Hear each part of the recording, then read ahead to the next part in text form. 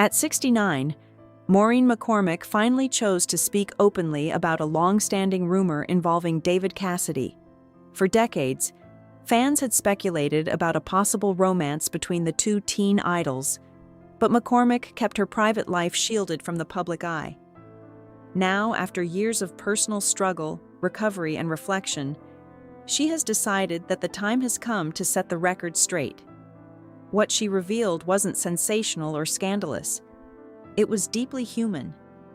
It was the story of two young people who found comfort in one another during a period of extreme fame and isolation. Her honesty now comes not from a desire for attention, but from a place of maturity, healing, and compassion for the memory of someone she once cared for deeply.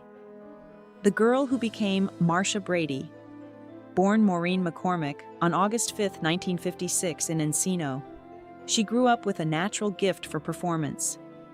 By the time she was a young teenager, she had already begun appearing in commercials and television roles, showcasing a charm and confidence that made her a perfect fit for the entertainment industry.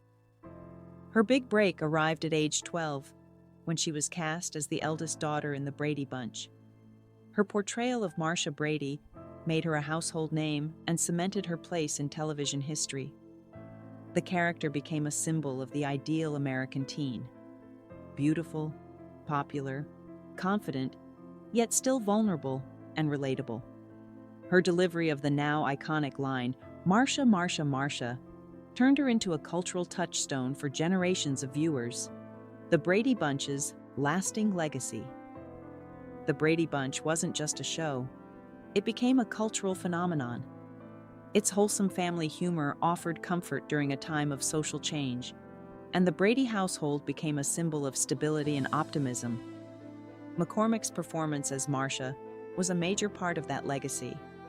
She made the character feel real, warm, and approachable, which helped the show resonate far beyond its original run.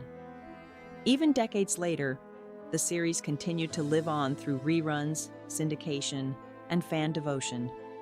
Her portrayal has been rediscovered by new generations, and the character remains a pop culture staple. The Brady franchise proved so enduring that it spawned numerous spin-offs, movies, and reunions, each one reinforcing the impact of the original show and the timelessness of its message.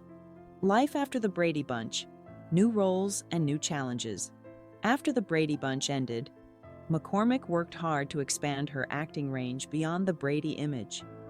She appeared in guest roles on shows like Donnie and Marie, The Love Boat, Happy Days, Vega Dollars, Fantasy Island, and The Streets of San Francisco. These appearances demonstrated her versatility and helped her fight the limitations of being typecast. She also ventured into films, appearing in titles such as The Idolmaker, A Vacation in Hell, Skate Town, USA, and Horror High. Each role was a step toward proving she was more than just a sitcom star, and each project showed she could adapt to different genres and audiences. The struggles behind the smiles. Despite her success, McCormick's life after the Brady years was far from easy. Like many former child stars, she struggled with addiction, depression, and the weight of being forever associated with a single character. She has spoken candidly about the toll fame took on her and how her self-image was shaped by public expectations. Her memoir, Here's the Story, Surviving Marcia Brady and Finding My True Voice, revealed the harsh realities she faced, including bulimia and a prolonged battle with drugs. The book wasn't just a confession, it was a healing process. By sharing her story, she offered a message of resilience and survival. Her honesty helped fans understand that the bright, cheerful image of Marcia Brady did not reflect the full truth of her life behind the scenes. A turning point: love, motherhood, and recovery. A major turning point came in 1985 when McCormick married actor Michael Cummings. Their relationship offered stability at a time when her life had been chaotic and unpredictable. In 1989, they welcomed their daughter, Natalie Michelle Cummings, which gave McCormick a renewed sense of purpose and responsibility. Motherhood became a grounding force that helped her prioritize health and recovery. She entered therapy and rehabilitation programs and began addressing the emotional and psychological issues that had driven her addiction. Her treatment included medications such as Prozac, which helped stabilize her mental health and gave her the tools to rebuild her life. Most importantly, she leaned on the enduring support of her Brady castmates, who remained close and helped her feel like part of a family even in adulthood. The reunion that never happened, and why. When the Brady Bunch was reimagined as the Bradys, fans hoped to see the original cast return. However, McCormick was unable to participate because she had recently given birth to her daughter.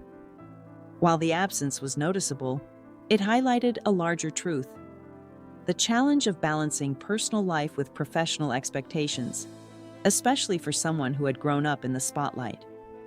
The gap also showed how the entertainment industry often struggles to support child stars as they become adults. McCormick's choice to prioritize her family at that time wasn't just understandable, it was necessary. It reinforced that her identity and worth were not defined solely by her role as Marcia Brady. A new era of public life. In recent years, McCormick reintroduced herself to the public in a more positive light. She participated in Dancing with the Stars, demonstrating resilience, determination, and a renewed confidence.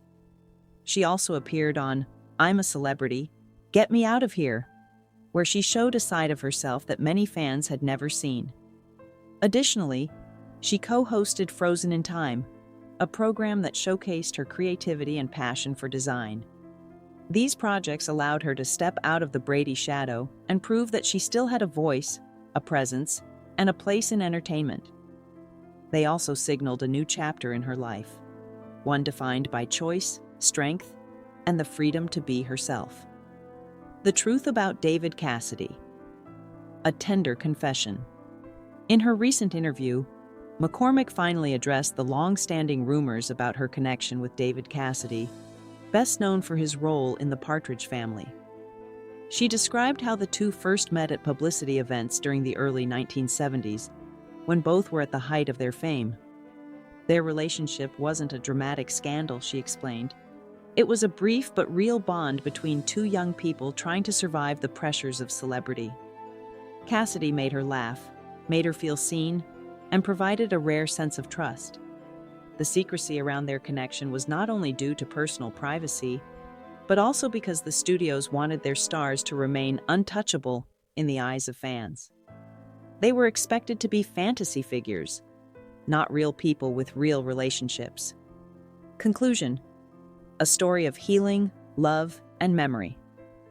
McCormick's decision to speak openly about her past is not about fame or attention. It's about truth, healing, and honoring the memory of someone she cared for. She reflected on Cassidy's later struggles, including his battle with alcoholism and declining health, and expressed deep sadness that she couldn't have been there more for him. Her words painted him as a complex, sensitive person who carried heavy burdens behind his public image. She insisted that their connection was not meant to be sensationalized. It was a human moment between two young people, in a world that often treated them like objects. Now, with the distance of time and the wisdom of experience, she can finally share the story with dignity.